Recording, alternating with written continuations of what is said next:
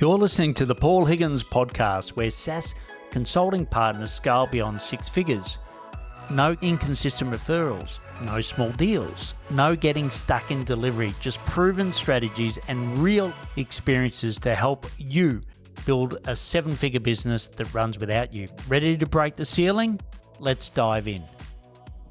If your clients aren't getting the results that they want from Outbound, this episode will show you why.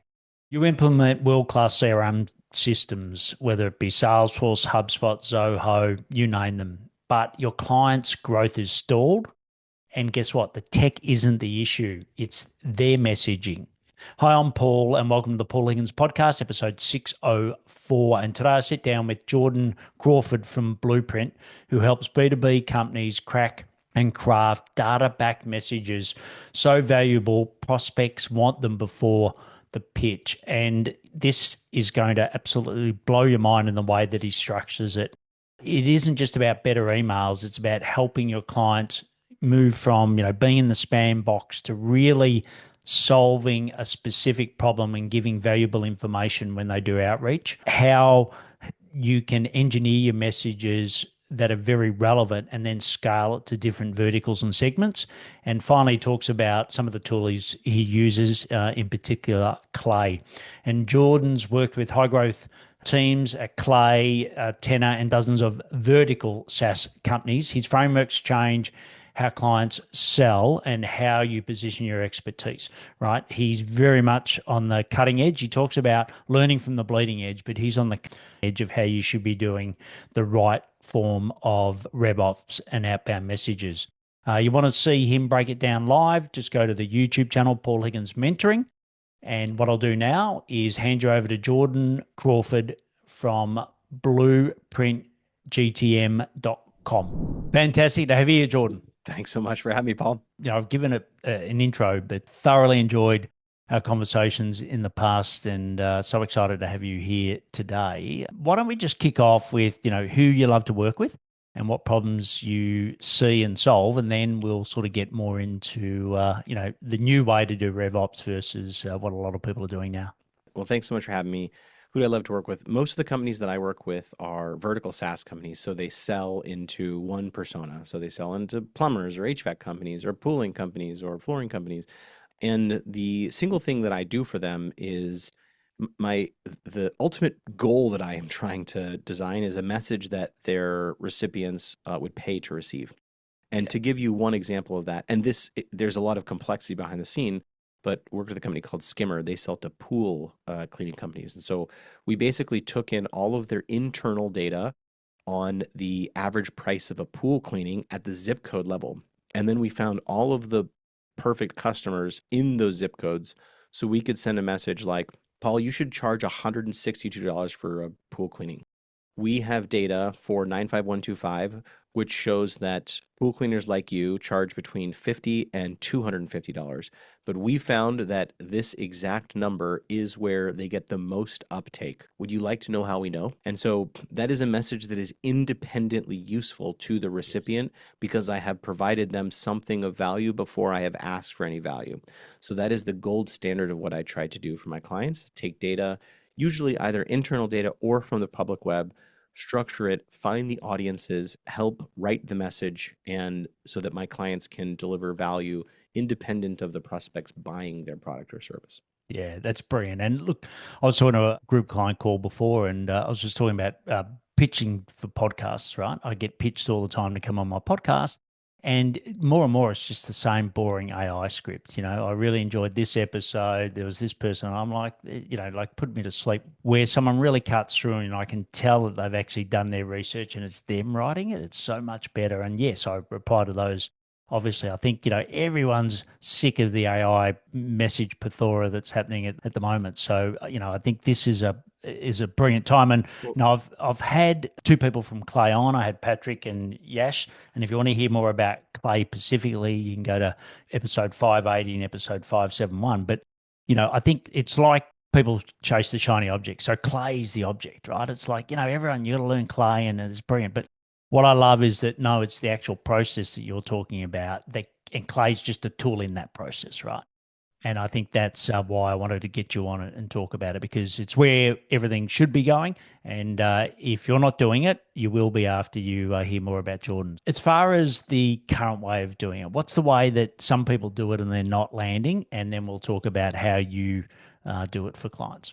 Yeah, well, let's start with something you said earlier, which is that let's talk about personalization and this notion of personalization. Now, the word has become so overloaded, but Yes. let's define it in a way that we can actually have a conversation about it.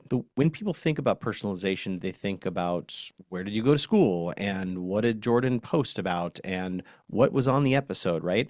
And so personalization is really, if you think about it in the way in which most people describe it, it's knowing about the person. It is being able to understand, and by the way, not their current situation, about their online trails. And the Yes. problem with that is imagine you got 10x better at personalization, right? You were the world's best personalization writer. Well, let's imagine what that message looks like. And you tell me, Paul, if this makes you want to buy my product. Paul, you woke up at 6:52 in this morning. You brushed your teeth for 3 minutes. It was a little long, I think. Then what you did is you read only 4 paragraphs of a book, and then of course you went to bed at 7 p.m.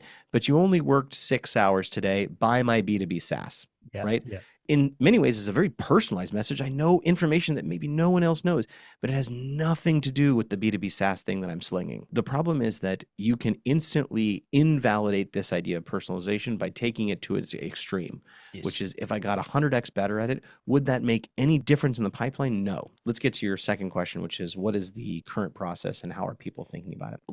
We'll get into the current process, but I think one of the reasons that these AI tools are failing us is that they're slotting into the way in which we're building our go-to-market engines, which, by the way, haven't really changed since predictable revenue came out. I want to say 2006 or something, long, long time ago. Yes. So let's like walk through that so you know how people are thinking, and you're going to see yourself or the listener will see themselves in this model. First, you select accounts and use a tool like Apollo or Zoom Info. And even if you're in a vertical SaaS company, you kind of have no other choice. You're targeting by headcount and industry, and maybe you're even targeting by headcount growth or something because you're a super whiz. Then you are looking at writing persona level messages. So what do the people with Paul's general face and structure like to hear? Well, they like to hear that a microphone is important for podcast, and they like to hear that, boy, good headphones are really great. Okay. Once you've written your persona messages, then what you do is you have to find contacts. And surprisingly, there has been some innovation here. So companies like Full Enrich, Clay can do waterfall enrichment. So they will go find emails and phones. Then what happens is this is where all the shit piles up. You SDRs personalize. So you basically say to your SDRs, look, add some personalization here. Paul's wearing a black shirt. Jordan's wearing a black shirt. Oh my gosh, you're the same person. Buy my B2B SaaS, right?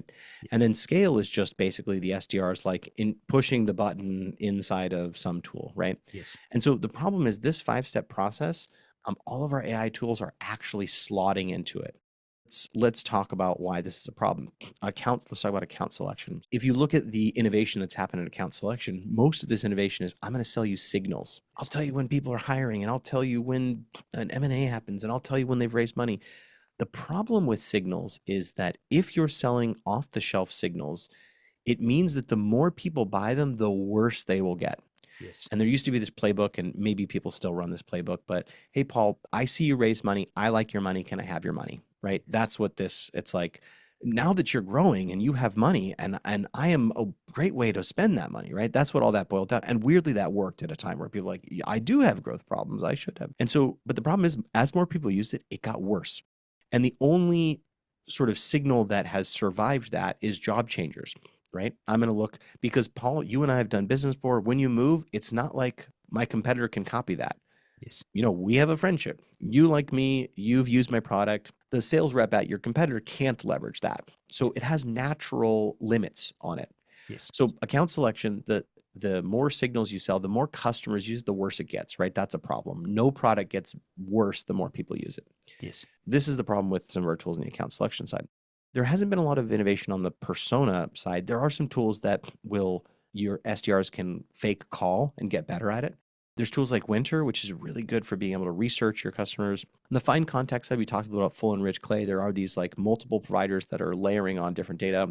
That's really helpful. Most of the innovation has come in this SDR personalization phase where people are selling in the AI SDR. Yes. And the problem with the AI SDR is that because it doesn't know why you picked an account, it can't write its way out of that bucket. The best version of the AI SDR today is just writing better than your 21-year-old out of American college who can't write his way out of a McDonald's order, right? So they can write better than that 21-year-old, but what they're selling you is they're selling you the same broken glass that you're buying today with your SDRs at half the cost, or maybe even the same cost. You're just like, get rid of your headcount. And this is a failed recipe. And then finally sort of scale. There are tools like Instantly and Smartly that have helped you get, land in inboxes. And that's a constant cat and mouse game with Google and Microsoft. And the problem is that you still are subject to the laws of people marking spam when Yes. you follow this old process. This is the old process that most people will recognize themselves in. And this is why our new tools are coming up with the same old problems, because they're slotting into the same old processes. 100% agree. And like you said, it's been going since 2006. Like, is there any industries, because we're going to talk about how you should do it, is there any industries that's leading that change, or is this pretty homogenous that it's everyone sort of doing the same thing in your experience?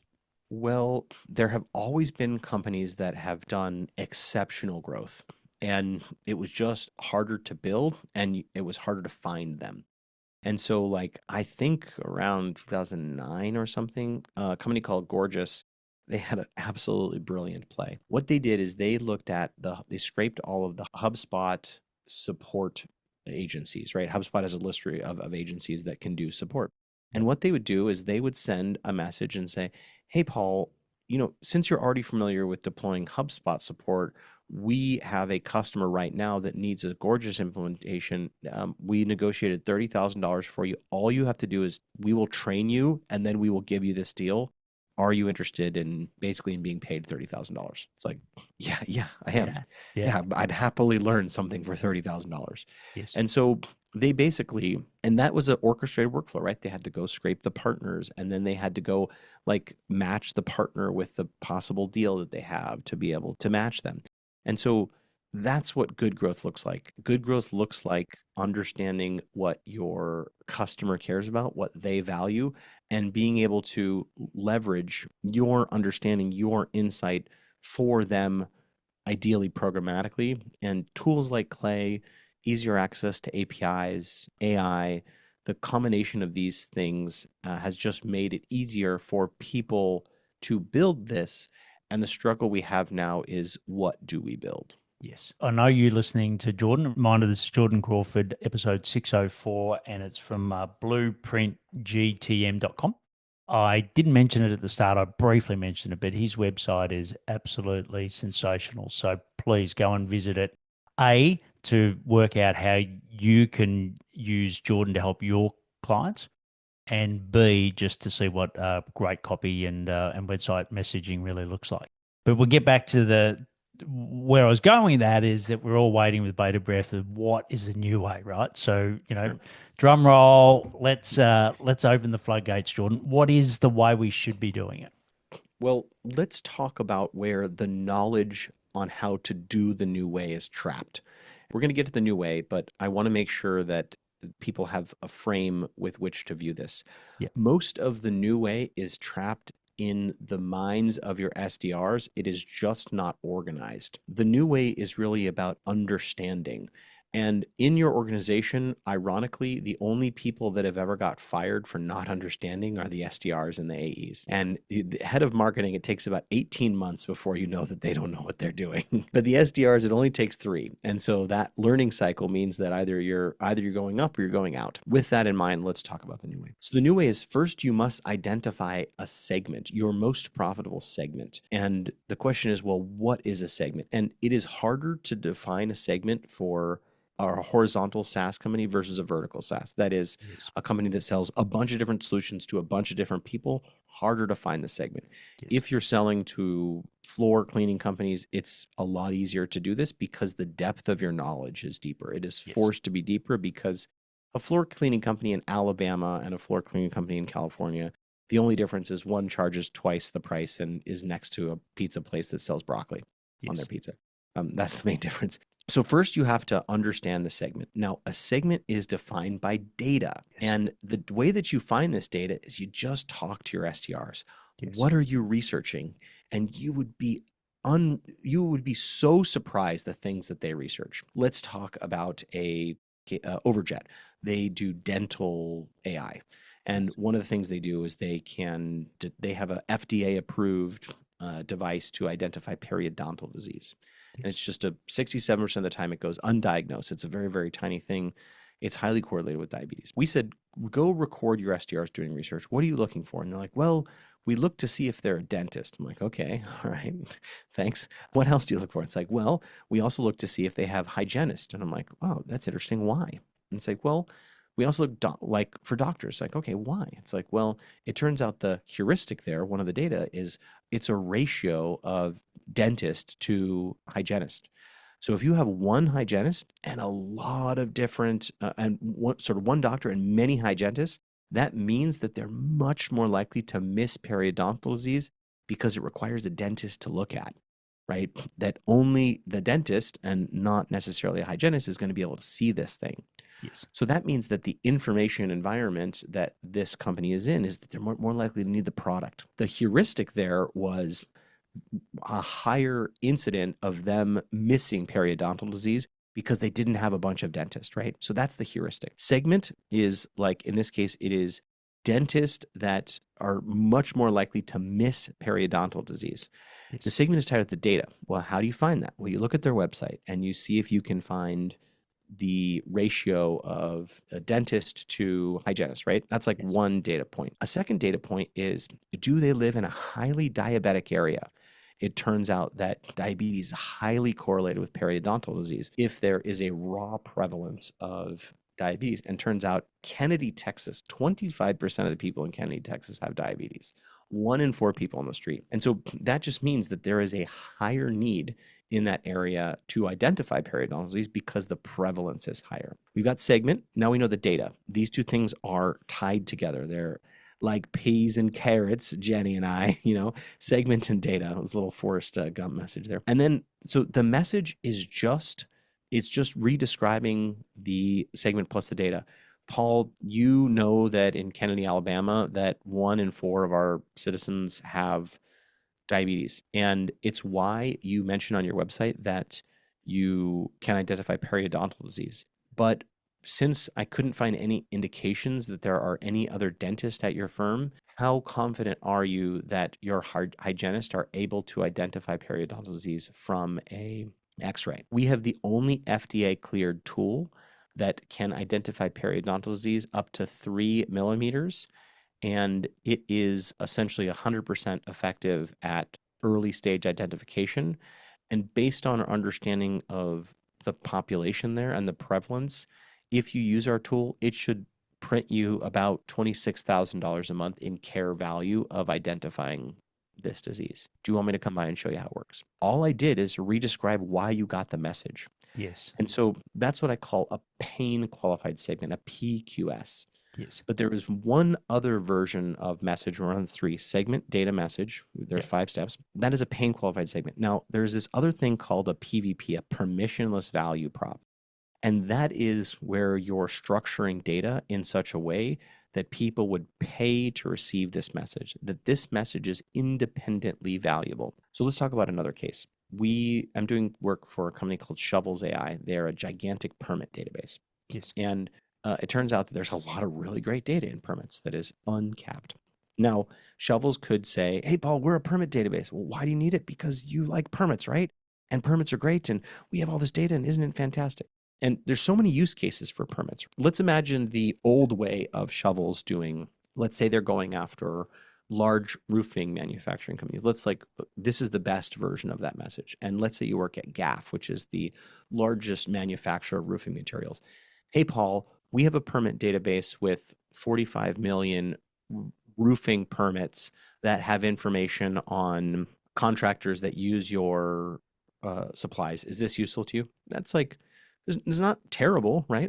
Yeah. It's at least really relevant. But let's talk about it my way with a PVP. Paul, I know that you already work with Tim's Roofing, Fred's Roofing, and Allie's Roofing. And from my analysis of our permit data, it turns out that they're only using 15% of GAF materials on their jobs. The combined value of all the jobs that they have completed that mention your competitors is $96 million in GAF material for these 3 roofers alone. If you are going to upsell to anyone, upsell to them. We have a list of 16 more that represent another 100 million in potential upsell opportunity that you already have relationships with.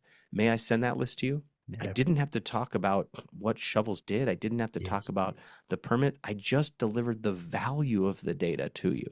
Yes. And that's a PVP. Okay, let's get to the last 2 pieces. Channelize, which is the nice thing is people are using AI to write messages and they're saying, hey, Jordan, you got blue eyes, I got blue eyes, buy my B2B SaaS. Yes. So the channelization of the message is, yo, AI, take this ground truth that, by the way, Paul, we're pulling with APIs, we're pulling with AI agents. We have certainty that this information is true because we're pulling it from a database that's already been structured. Yes. Then we said, AI, write a cold email, write a cold call script, use this for an ad copy. And so you're using AI only as a reformatting agent here to say, take the raw information, do not invent new information, just reformat. And AI is excellent at this. And because you're telling it not to make up shit, you don't have to worry about it hallucinating. And finally, scale. The only way, those are all 5. And the way you scale is you do this segment by segment. Overjet, for example, this is just one of the things that they do, that they identify paradoxically. They also work with independent insurance agencies, and that would be a different segment with a different set of problems. Yes. And so you're just trying to carve off the cream of the crop where there's high density of the problem and high relevance to your solution. And if you can do that segment by segment by segment, you can turn AI on its head and make sure that it's not trying to personalize its way out of a prioritization problem. Brilliant. So I've got to write it: segment, data, message, channel, and then scale. That's right. Yeah, all 5. Great. All 5. And as far as a little tactically, but as far as the vehicle, is the vehicle still predominantly email that you're sending these messages through, or are you doing multi-channel? Let's talk about that. People get really obsessed with channels. What channel should I send into? Should I go to the door? Should I send a piece of mail? Should I throw a toilet paper roll at their window at 6 p.m.? Like, people are really, really obsessed with channel. But it turns out if you do the targeting right, the channel doesn't really need to hold as much weight. If the message is great, the channel doesn't need to hold as much weight. That kind of rhymes. But the nice thing, let's actually also compare this channel problem to the way in which we're engaging with channels today. Email is a litmus test. Because think about the other ways in which we do targeting. SEO, well, are people searching for buy blueprint now? Right. Okay. Well, obviously those people are going to convert really well, right? Like, yes. If I have a great article, fantastic, amazing. Let's talk about Facebook, right? Facebook is like, just trust us. Just trust us. We're going to use machine learning, big data, the Mark Zuckerberg magic here to determine exactly who should click on this thing. Just give us your money and we'll back our way into knowing who you should target. Intent data. 6 Sense and Bambora, like, Paul, just trust us. We know people. You give us your accounts and we'll, oh my gosh, look at this. 80% of your accounts we have intent for. Buy our intent and don't worry, we'll hook up with your CRM and we'll tell you exactly who we sold to. Don't worry, we'll prove to you by accessing your data how we just knew it. Don't worry. Don't ask any questions about where it came from, Paul. It's a cookie, IP. No one knows. Just buy it. Or even these account lists from Apollo, or they're like their head counts or whatever, right? Cold email is like you have to send a message to an individual person with an individual message that is relevant to just them. And there's no other channel that exposes poor thinking like that. And the nice thing is that if you can do this at the individual level, you can actually back out into other channels. Yeah. So you can use tools to be able to go find people's hashed ad IDs, which means that I can match you, Paul, and 15,000 other people in my segment with a big, long number that you can upload to Facebook and say, I want an ad just to these people. You can do ads against that. You can send programmatic LinkedIn messages. You can send cold email. You can use these tools like Full Enrich to be able to go get phone numbers and cold call.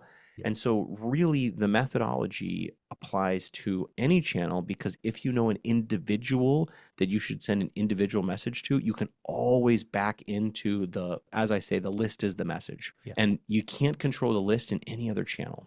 I mean, sorry, you can't control the list in any other type of targeting. And is there any difference in the next steps in the sales process once you've got to reply to that message? Like, is there anything differently that you recommend they do there, or is that still, based, once again, it doesn't really matter because you've addressed the hair on fire problem, or you've given so much value that, it'll just naturally work out. Well, you do need to have the sales rep understand what's happening and have access to the raw data. So, for example, in the permit case where it's like, hey, I have 16 other permits that are relevant to this.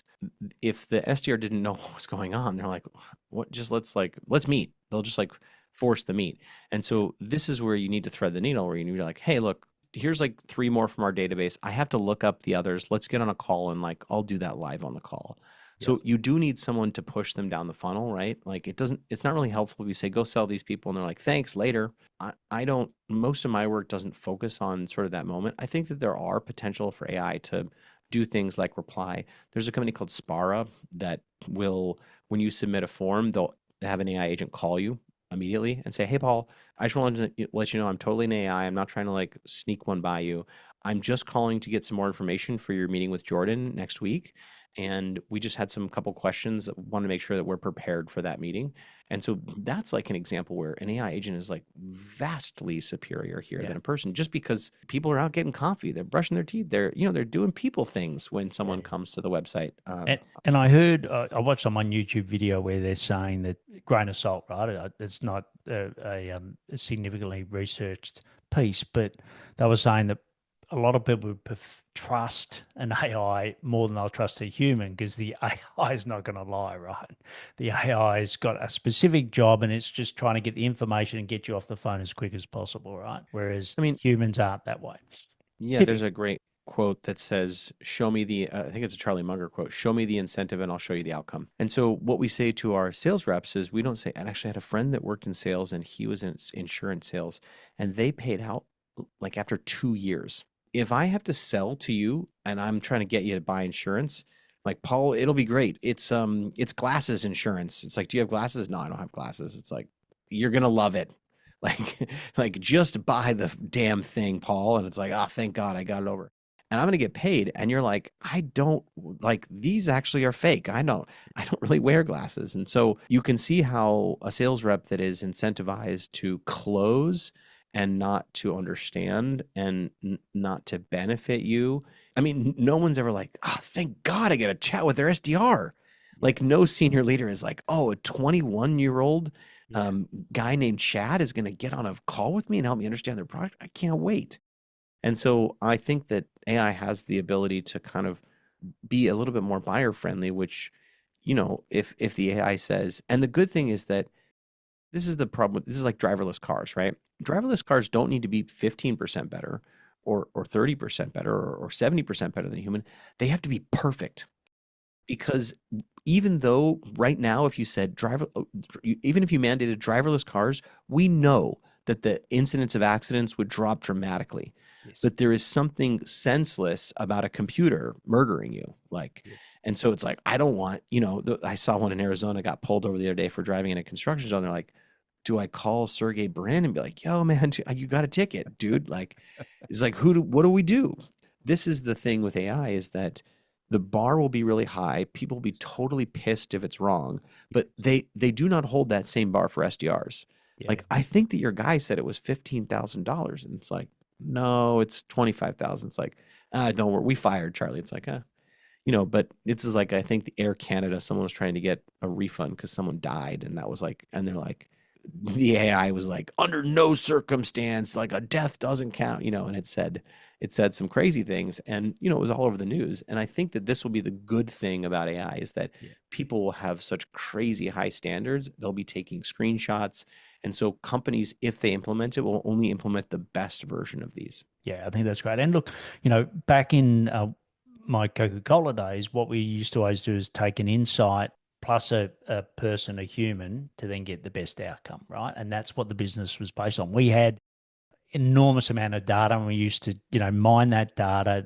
So all the things that you're talking about now is what we were sort of doing back, this is back in sort of the early 2000s, to be a better business because we sold sugar in a can, right? That's not that exciting, right? So we had to get much better. So I think, you might, like you use dental, you might, whatever your client. So if you're at Salesforce or Zoho, whatever partner you are at the moment, and you know that your client's not using your CRM solution the way that they should, this is a brilliant example to combine that insight, much richer insight, with the person to get a much better outcome, right? And Sure. ultimately, we all want it. Like you want it. You know that some of the stuff you've been sending is garbage, right? And we're all been sort of think, oh, well, if everyone's sending garbage, it's okay. No, it's not, right? There's a much better way to do it that gets you a return better. And, you can go to blueprintgtm.com. That'll be in the show notes, etc.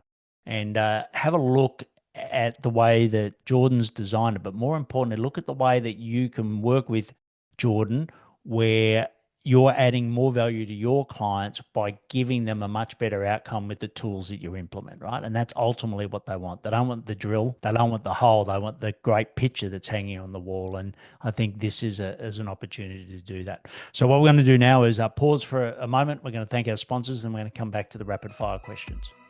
Running a SaaS consulting business can feel like a never-ending grind, hunting for clients, pricing your service, and delivering non-stop. But what if you had a proven system to unlock bigger deals and scale without being trapped in delivery? That's exactly what I break down in my free 3-system training. 1, the high-paying client engine, a lead gen system that attracts high-value clients on autopilot so you'll never chasing low-quality deals again. 2, the 50K customer lifetime value blueprint, CLV. How to position and price your solutions for high-value engagements without turning into a pushy salesperson. And 3, the scale without you framework.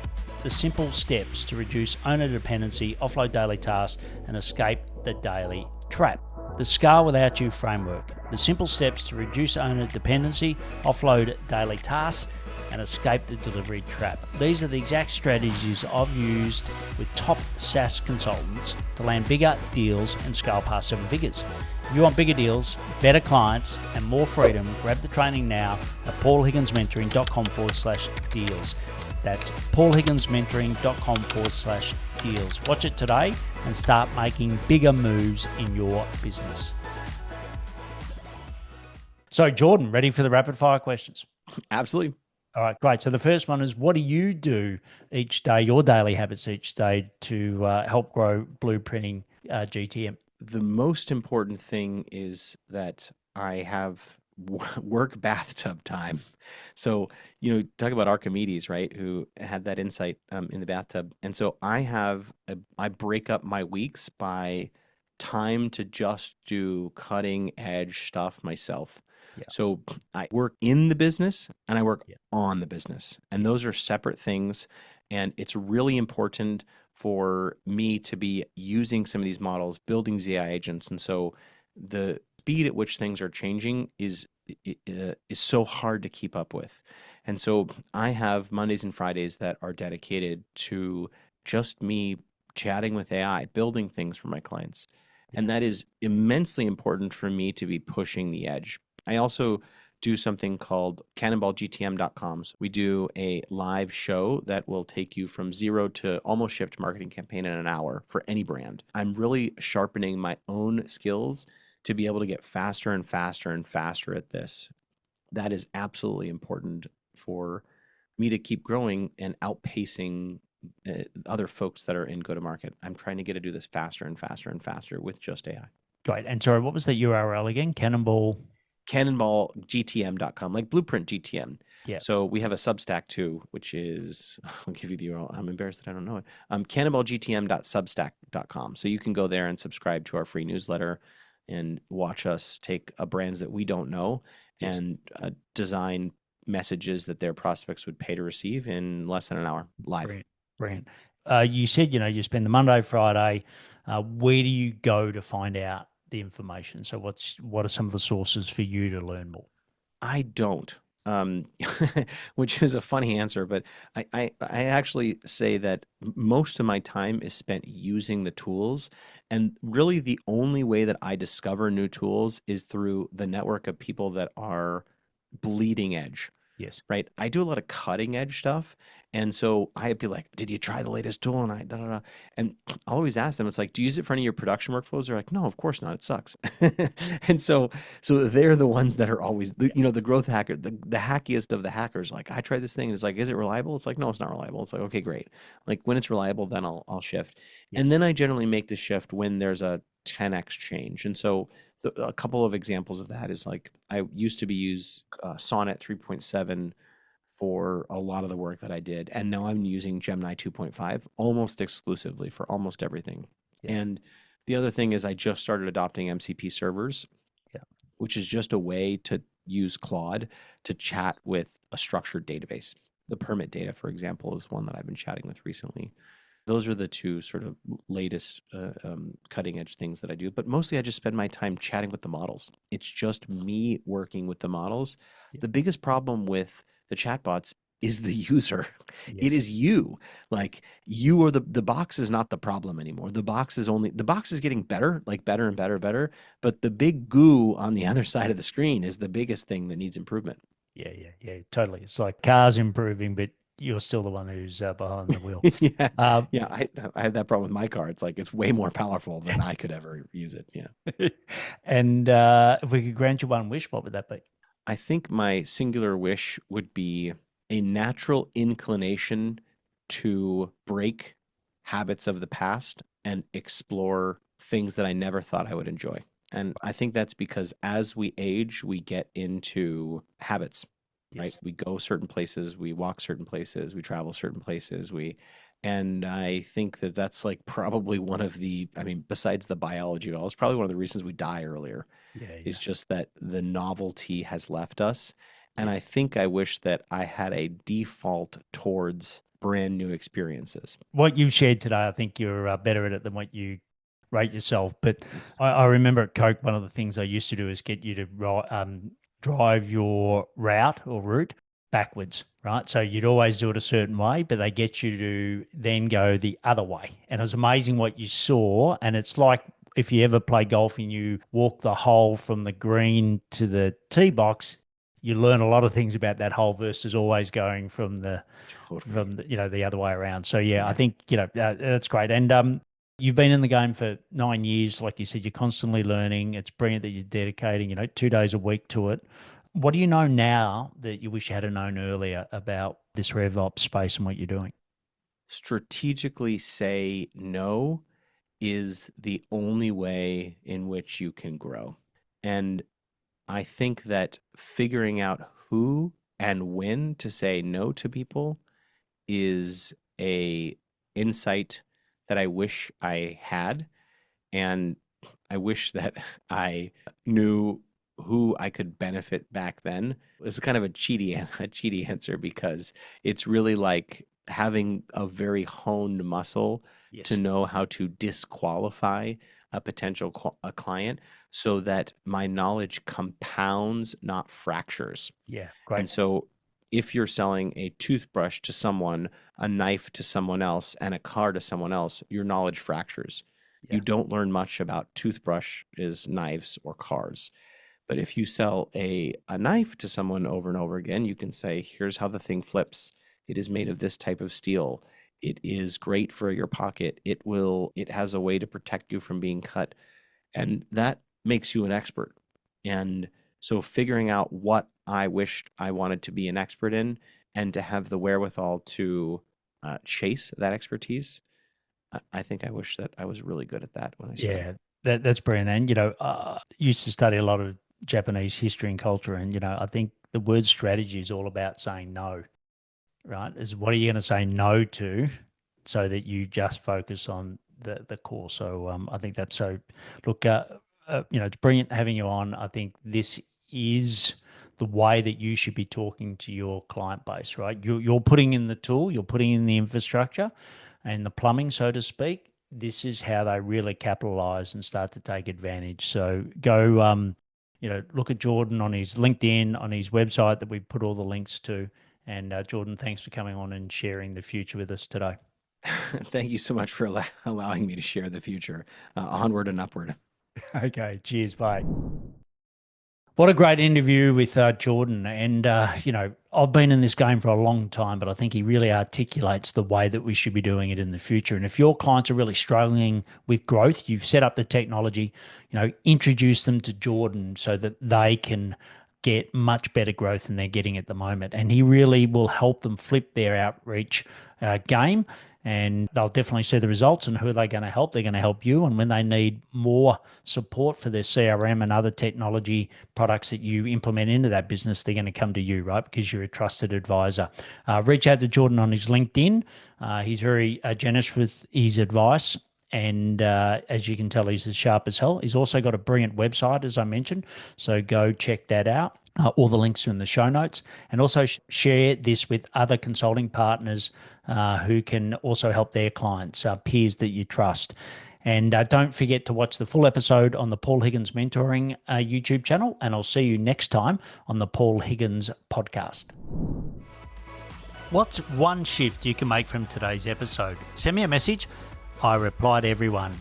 And if this helped, share it with a SaaS consulting partner ready to scale beyond 6 figures. Because breaking the ceiling starts with one action.